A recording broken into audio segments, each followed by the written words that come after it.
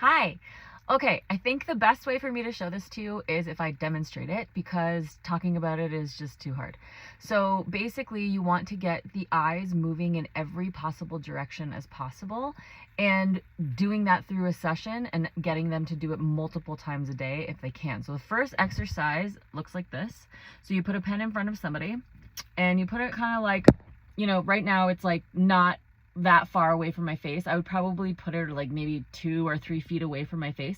So I'm gonna just show it a little bit closer to my face so you can see what I'm doing.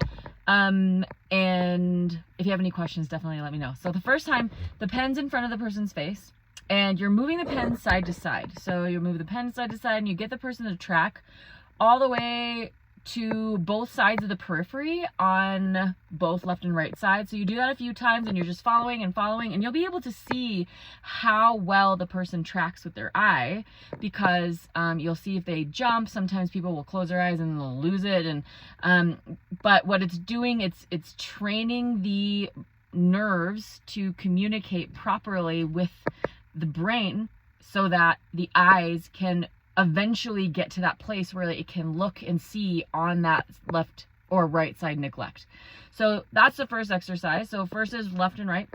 Then you do the same thing up and down. So you do the same thing up and down. So you do the same thing maybe like 10 times. I do 10 times this way, 10 times this way. And then the next one is diagonal. So you're going diagonal. It's a full range of ocular vision. So my arm's in the way because I'm doing a kind of like a selfie situation, but it's the whole thing. Like you're watching and you're not moving your head. That's a key point, is not moving the head. So the head will want to go like this, or like this, or up and down, or like this. So the next one would be this way. And you don't want the head to move. So the cue here is either they hold their own face if they're cognitively intact, or you can hold their chin with just a finger, or fist, or whatever, however you want to hold their finger or their face.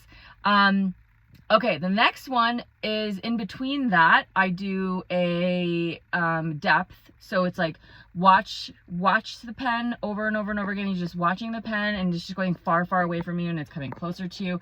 And again, here the goal is to make sure that the head is not moving.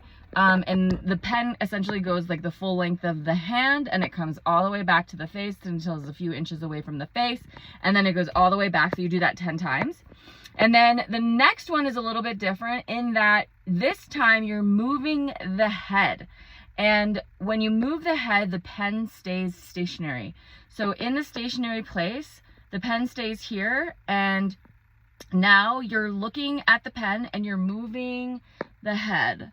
And the head goes into its fullest range of left and right, and the eyes stay glued on the pen. And then the same thing for up and down, up and down. You would do that 10 times. And the same thing you would do from chin to shoulder. So chin up, and then shoulder opposite side, chin up, shoulder opposite side. And then you would do the same thing on the other side 10 times. And then when I see that a person is doing really well with those tasks, then I will go really fast. So I'll just move the pen in all kinds of different places and get the person to track and be able to go to the full periphery on either side and do their best to follow without being like able to lose it. You don't want the person to lose it at any point.